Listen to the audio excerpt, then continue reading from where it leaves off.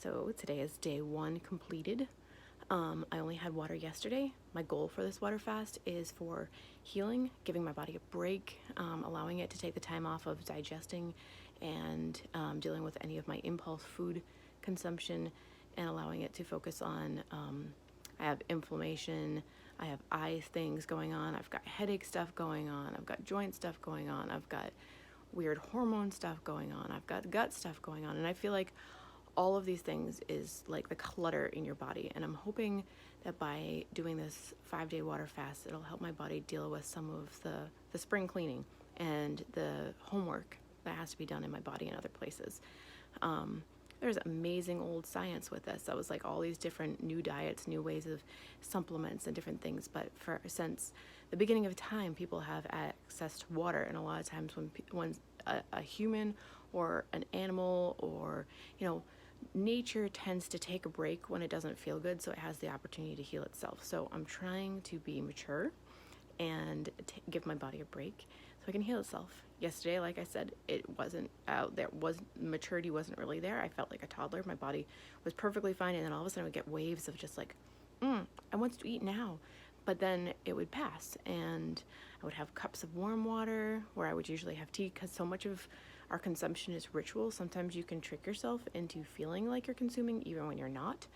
I would like to do a 7-day water fast only, so I can because amazing things happen on day 4 and day 5 and day 6, and I'll talk about those later.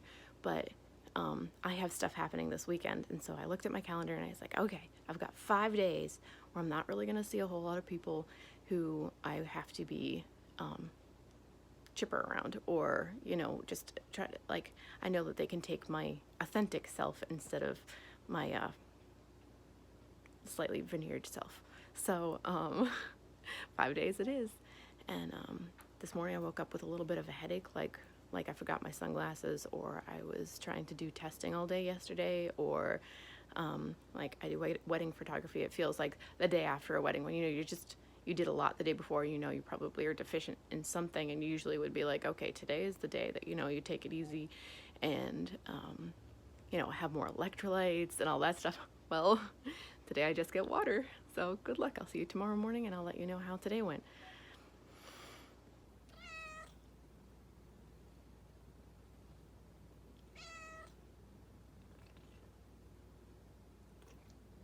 Yeah, it's early, isn't it? Oh, stretchy kitty. Hey guys, it's day 4 of my only water fast, and as you can see here, I have coffee. I have coffee with milk in it. Actually, it's cream. And I wanted to let you know how the last couple days went. And it's funny because, like I said, I wanted to tell you what day 4 and day 5 and day 6 were going to be. Right now, if I had continued the water fast, my body would have been all done with glucose on day 1. Then it would have started going into ketosis. Now I got kitties. You gonna come over here, kitty? Yeah. On day 2, and converting fat stores into energy for me. By day 3, I probably would have felt like complete tar, because my body's not really awesome at, transferring like hard storage energies into mobile energies. And then by day 4, 5, 6, it starts giving you, starving off misprint cells and different like weaker cells in your body, or things that aren't your original DNA code. So like I'm, how old am I? 36. And so I'm starting to get ridges on my fingernails and stuff like that. It's just like my DNA code stopped making like its original set. But it's a great time, like my body will start starving off misprints and feeding whole DNA code at that point. And so that's amazing for people that are struggling like with precancerous cells, or like I love being out in the sun, so just like melanoma maintenance, for lack of a better term.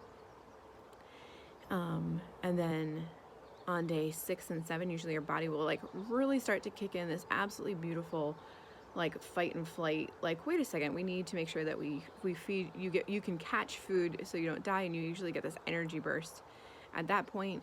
And then you start, my plan was on day 7, day 8, being able to start incorporating probiotic and prebiotic foods to start to like feed the healthy remaining, like my gut flora. I was hoping at that point, like a lot of the weak and poor and needy gut flora that wasn't good for me had started to die off, and at that point I would start feeding the good stuff so I could create a really beautiful gut biome regrowth, kind of like, you know, spring cleaning almost, and then be able to grow back the good stuff. And that's the stuff that takes care of you. It helps your body break down its nutrients, make sure that you're healthy and whole, eat your viruses. You know, it's really incredible. So much health and wellness happens in your gut. So much inflammation is back to your gut. So much, even how you sort your emotions and filter stuff has to do with gut health. Brain health and gut health are so connected. I know I've been really foggy in the mind and short-term memory loss and you know, different stuff like that. Not severely, but enough to be like, I think there's a thing called baby brain, and I know I had that with my 3 kids, but my youngest is now going to be 10, and I feel like I should, like, now I just have mom brain, life brain. But this is day 4, and I'm drinking coffee, not water. So what happened? So on day 1, like I said, we did pretty good. Morning of day 2, refresh on day 1, we were doing pretty good. By mid-morning, I started to have like flu symptoms, and like I had a really bad headache, and it got worse. I was drinking lots of water, and then I was getting nauseous. Like, I literally was talking to my son Jameson, and then I had to like book it to the bathroom. I'm like, how can I throw up if there's nothing in there? And I felt really, really sick. And then my daughter Trinity was very, very supportive, and she's like, you got this, Mom, just try one more day, you can do one more day. Tried to take a nice hot shower, and our hot water heater like quit halfway through, so then it turned into a horrible cold shower, and so then I felt like kind of feverish, and I had a headache, and then I had the nausea, and so I went for a walk outside, and I saw that my van was like sitting in the nice warm sun. I'm like, oh, it's like a sauna in there, I'm gonna just sit in there and warm up. So my youngest daughter Emily and I played Bananagrams and read fairy tale stories for a little bit, and then I felt pretty good, and I was like, okay, I know one of the important things while you're fasting is you want to make sure that you treat your body the way you would as a living thing, not as a entitled pet.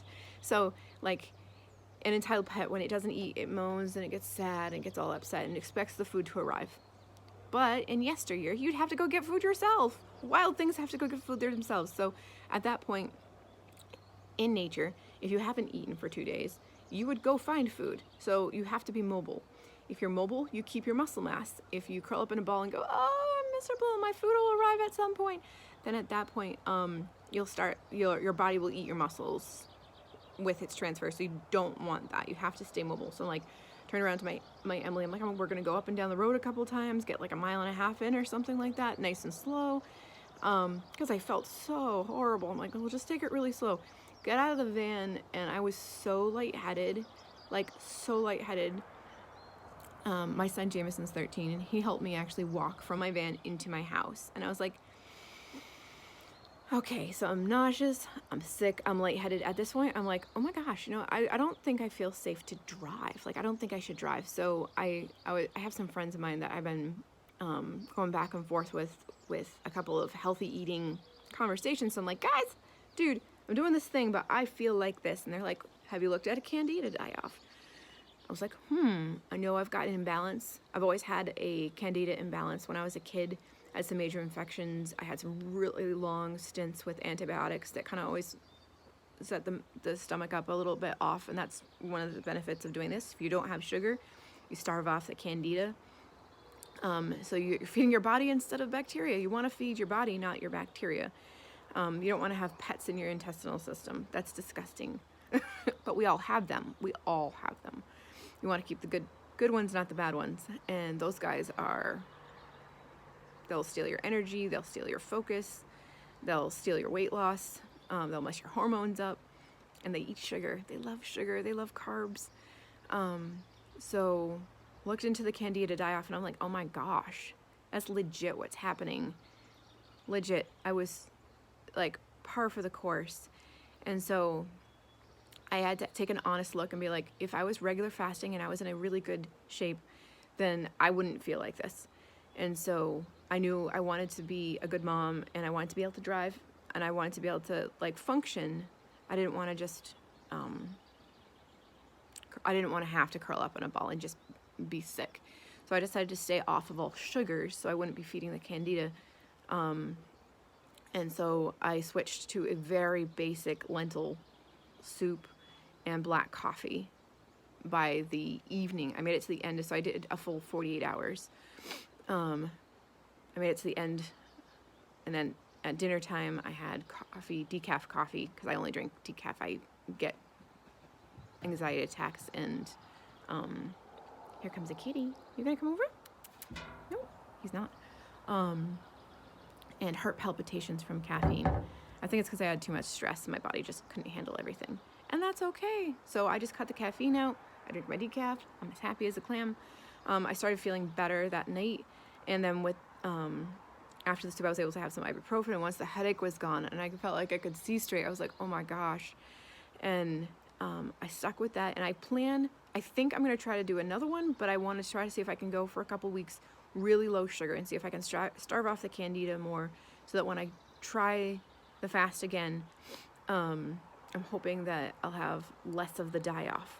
And so what I'm going to do is instead of planning even doing 5 days or 7 days or anything like that, I'm just going to do a 1 day at a time, where if I can do 2 days and still feel good, I'll try for a third. If I can make it through a second day and I'm like, oh yeah, I feel as good as the first day, I'll try for a third day. I think it's really smart to listen to your body, not put it into a full crisis mode, full illness mode, unless you're fighting off and you're like a major illness like cancer and you're being watched by a doctor and you have people to take care of you. Like, I'm just doing spring cleaning and maintenance and health and trying to, I'm heading towards 40. I want to make sure I can give my body the best it can, and I'm trying to reduce the inflammation. But I think the simple small steps are super important. Like, I'm not giving up on it. Like I said, I'm going to give it a couple weeks of the good cleaning, eating, and low sugar, and then try to do 3 days. And I just wanted to encourage you to keep looking into that, the wisdom and information of these periodic fasts. Like, I know some people do it once a year or twice a year, and they have incredible health benefits from it. And if that's the difference between being really uncomfortable and unhealthy and having to be on a medication, or literally just giving your body a break every 6 months. I know some people will do a couple of days once a month, and they have incredible benefits from that, or 1 day a week, and they have incredible benefits from it. I mean, we put up with so much junk in our life. We put up with so much not feeling good. It's just not necessary. And I really hope that you give it a look for research and see if that's something that can improve your life. I have to say though, oh my gosh. So day 3, yesterday, day before, once I was still eating just lentils. I was just eating this really simple lentil soup with some stir-fried vegetables, black coffee. My cream is in today. I felt great. Like, I felt really great. And it sounds, I almost don't want to say it, but I did lose in the 2 days. Okay, I've got weight lock. Like, I can't lose weight. It just doesn't want to come off. I can exercise, I can diet, and my body is very resilient to making sure that I survive forever with all the stores that I've got. And I thank my body for being such a good slow user of its funds and fuels. But I can't seem to lose weight at all. And I lost like 5 pounds 6 pounds in 2 days without excessive trips to the bathroom either. So it wasn't like it was just that. And then I've been eating now, and I'm still a solid 3-4 pounds down from where I was before. I don't think people should fast for weight loss, but there's a lot less puff. Like, I can see my knuckles better, I can see my wrists better. So it's more an inflammatory reduction than a water reduction. than a fat reduction. I think it's important to think about that. And that means that liquid's also not sitting on my joints. That's not sitting on my knees. That's not sitting in my hips. And as much as I didn't succeed in my original goal, I don't feel like I've lost out. And so definitely going to give it a go again. All right. Well, good luck and happy researching to you. Hope that was kind of helpful. And if you try to fast and you feel sick, feel free to stop and try again instead of pushing through being ill. You don't want to be ill, and you don't want to be ill alone. We want to love our bodies and take care of them and nourish them. We don't want to abuse them or hurt them. The goal is to be healthy and better. And until then, I hope you guys can hear some of these bird songs. It's like 5:30, might be 5 o'clock actually. I'm not usually up this early. It's such a beautiful day, and the birds were awake, so I'm awake. All right, good morning. Bye.